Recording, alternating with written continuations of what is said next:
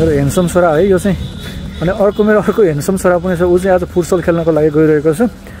अब चाहिँ हामी बाउ छोरा अहिले चाहिँ यहाँ यसरी आराम गरिरहेका छौँ। थोरै माथि गएपछि हामी माथिबाट फेरि तपाईँहरूलाई त्यो दृश्यहरू पनि स्पष्टसँग देखाउँछौँ है।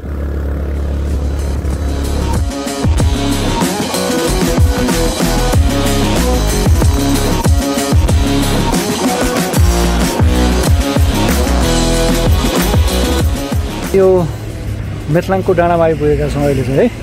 अनमोल मसँगै हामी दुईजना स्कुटरमा आयो। ब्याकग्राउन्ड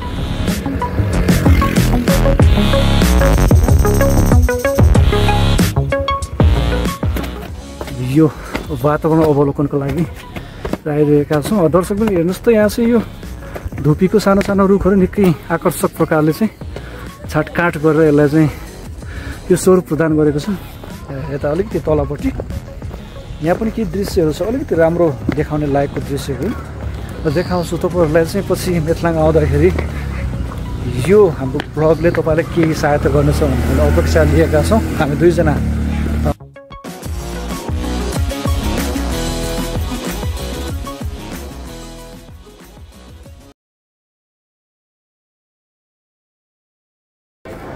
सम्पूर्ण दर्शकवृन्दहरूमा म विष्णु गुरुङ प्रशान्तको तर्फबाट अभिवादन गर्न चाहन्छु। आदरणीय दर्शकवृन्द, आज चाहिँ बेलुकीको अहिले लगभग हामीसँग 5 बजिसकेको छ। अनमोल अनि म चाहिँ छोटो ब्लगिङको लागि चाहिँ पोखरा यहाँ बगरदेखि चाहिँ हामी उता मेथलाङको डाँडातर्फ जान लागिरहेका छौँ। यहाँदेखि त्यहाँसम्मको हाम्रो यात्रा अनि त्यहाँको परिदृश्य, त्यहाँको प्राकृतिक अहिलेको यो अवस्थाहरू चाहिँ तपाईँहरूको बिचमा हामी जस्ताको तस्तै देखाउने कोसिस गर्छौँ। हामी अहिले यो बगरको बुद्ध टोलबाट आफ्नो यात्रा सुरु गर्छौँ। यहाँबाट 2-4 किलोमिटर मात्रै होला मेथलाङ। पछिल्लो समय चाहिँ विदेशी तथा स्वदेशी पर्यटकहरूले निकै रुचाइएको एउटा पर्यटकीय गन्तव्यको रूपमा मेथलाङ विकास भइरहेको हामी पाउँछौँ। त्यहाँको सम्पूर्ण प्राकृतिक दृश्य र त्यहाँको भौगोलिक अवस्थालाई चाहिँ हामी तपाईँहरूको बिचमा देखाउँछौँ र त्यहाँको अहिलेको जुन पर्यटकलाई आकर्षण गर्ने चिजहरू के छ त्यहाँबाट होइन, पोखरालाई हामीले कसरी देख्न सक्छौँ त्यो गतिविधिलाई पनि तपाईँहरूको बिचमा हामी देखाउँछौँ। आउनुहोस् दर्शकवृन्द, अब हाम्रो यात्रा यहाँदेखि सुरु हुन्छ। यी सबै कुराहरू चाहिँ तपाईँहरूको बिचमा हामी राख्छौँ है त।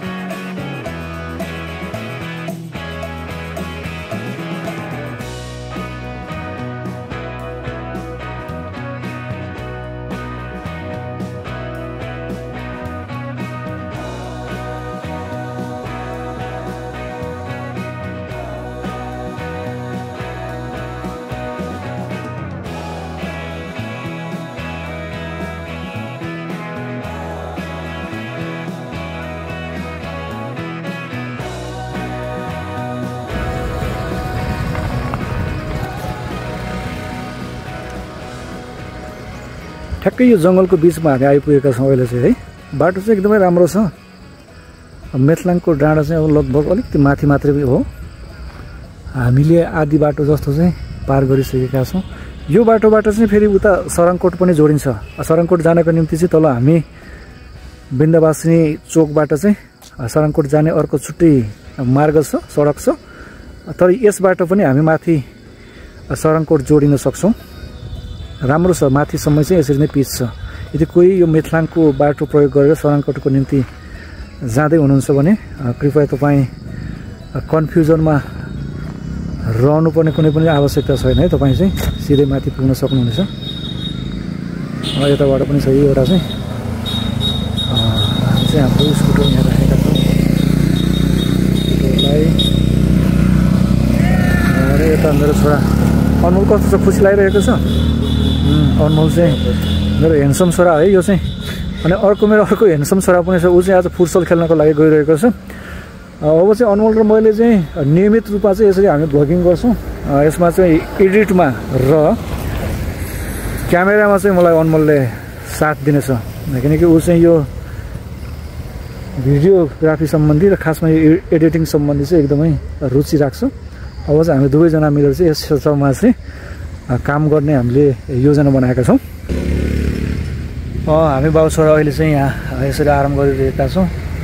थोरै माथि गएपछि हामी माथिबाट फेरि तपाईँहरूलाई त्यो दृश्यहरू पनि स्पष्टसँग देखाउँछौँ है। त्यहाँबाट चाहिँ पोखरालाई एकदमै राम्रोसँग हामी देख्छौँ। पोखरा महानगरपालिकालाई चाहिँ एकदमै सुन्दर अवस्थामा देख्छौँ। त्यो दृश्य चाहिँ तपाईँहरूलाई हामी ठ्याक्कै त्यो माथि मेथलाङको डाँडामा गएपछि तपाईँहरूलाई चाहिँ देखाउँछौँ।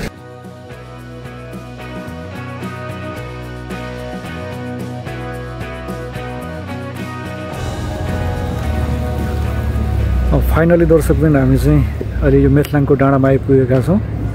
यहाँबाट पोखरालाई यसरी देख्न सक्छौँ हामी चाहिँ। यो पोखरा महानगरपालिकाको दृश्य यता दृश्य हो। त्यो पारी देखेको त्यो डाँडा चाहिँ त्यो काउँ डाँडा हो। त्यो चाहिँ त्यो पनि एउटा पर्यटकीय गन्तव्य नै हो। पछिल्लो समय चाहिँ विभिन्न स्वदेशी तथा विदेशी पर्यटकहरूले मन पराएको एउटा ठाउँ हो। यो चाहिँ पोखरा महानगरपालिका केही भाग मात्रै देखिन्छ, तर लेखनाथको क्षेत्र चाहिँ यहाँबाट देखिँदैन। यता यस्तो छ। मेन डाँडा चाहिँ यता हामी देख्छौँ माथि यस्तो छ। अब खासमा यता चाहिँ अलिकति पर्यटकहरूलाई झुम्याउने ठाउँहरू चाहिँ यता छ। यताबाट हामी सराङकोट जान्छौँ। सराङकोट जाने बाटो यता हो।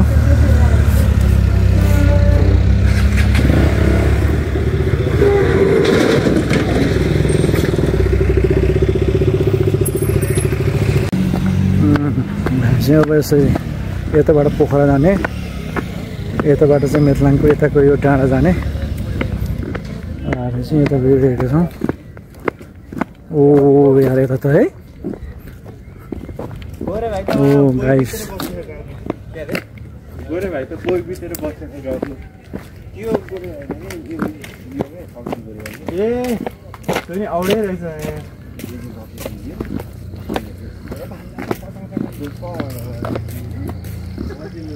यसरी पोखरालाई हामी देख्छौँ है त।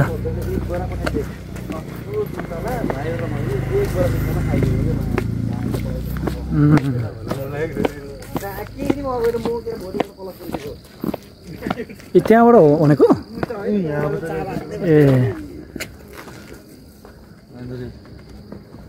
ए दामी रहेछ नि ठाउँ है। ल जाउँ।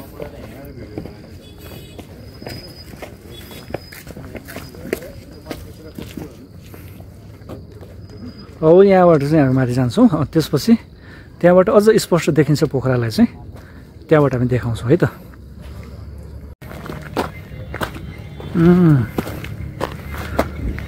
गाइजहरू हामी चाहिँ अब फेरि अलिकति माथि आएका छौँ है।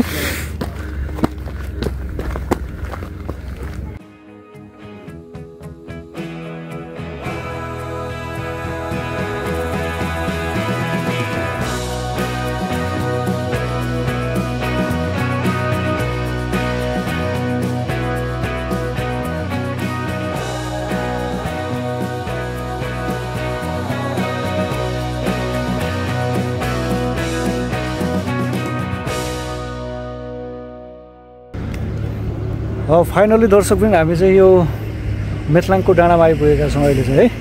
अनमोल मसँगै हामी दुईजना स्कुटरमा आयो। ब्याकग्राउन्डमा पछाडिपट्टि त्यो पोखराको दृश्य हामी देख्छौँ। यसरी चाहिँ यो डाँडा यस्तो छ। बिहान बेलुका चाहिँ निकै मानिसहरूको चाहिँ यहाँ चाप हामी देख्छौँ, भिडभाड हुन्छ। मर्निङ वाक इभिनिङ वाकमा आउने मानिसहरूको उल्लेख्य मात्रामा यहाँ चाहिँ चहलपहल हुने गरेको देख्न सक्छौँ। यस्तो छ।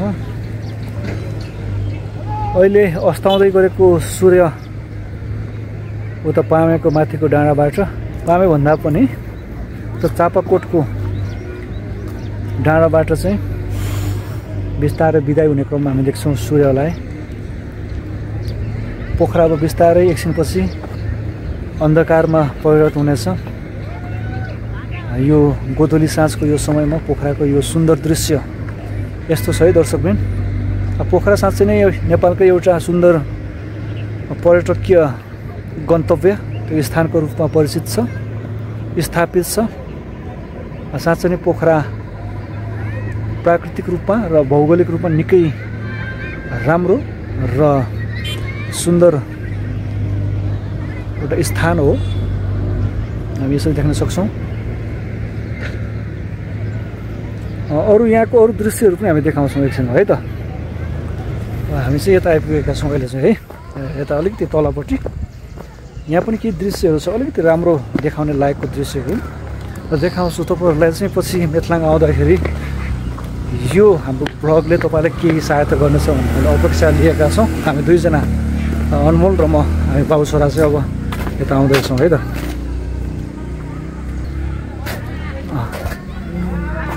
यो पनि यस्तो छ, यता होला। ओ बब्बालै छ ठाउँ चाहिँ।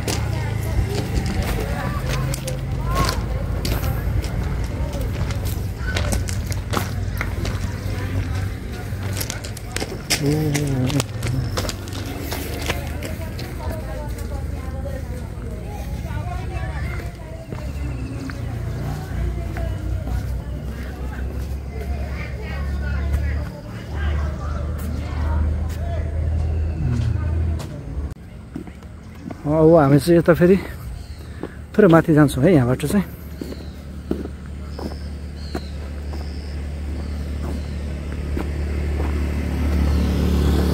पोखरा महानगरपालिकाद्वारा निर्मित राष्ट्रिय विभूति तथा शहीद पार्क पोखरा 18 भनेर लेखिएको छ। राष्ट्रिय विभूति तथा शहीद पार्कतर्फ हामी अहिले गइरहेका छौँ। शहीद पार्क राष्ट्रिय विभूति तथा शहीद पार्कको यो वातावरण अवलोकनको लागि आइरहेका छौँ। दर्शक पनि हेर्नुहोस् त, यहाँ चाहिँ यो धुपीको सानो सानो रुखहरू निकै आकर्षक प्रकारले चाहिँ छाटकाट गरेर यसलाई चाहिँ यो स्वरूप प्रदान गरेको छ।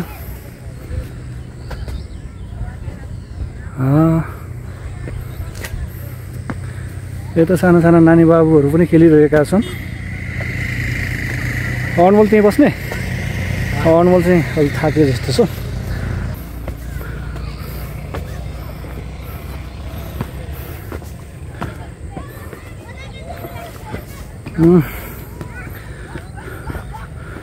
ल दर्शकवृन्द, अहिले चाहिँ यो वसन्त ऋतुको समय छ।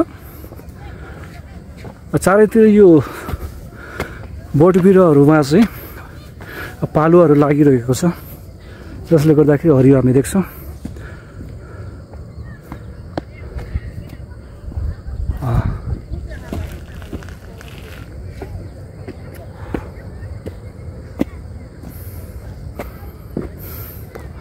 यहाँ चाहिँ एउटा शालिग छ, माथि छ, यता छ। यो चाहिँ शहीद पार्क, शहीद पार्क।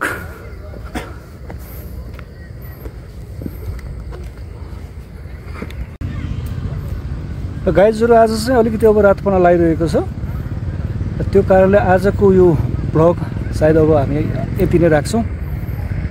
अब अलिकति यो फर्किएको दृश्य पनि हामी तपाईँहरूको बिचमा राख्छौँ है। त्यसपछि अर्को श्रृङ्खलामा चाहिँ हामी तपाईँहरूको बिचमा अर्को यस्तै एउटा दृश्य कुनै पनि एउटा पर्यटकीय गन्तव्यलाई चाहिँ तपाईँहरूको बिचमा राख्छौँ।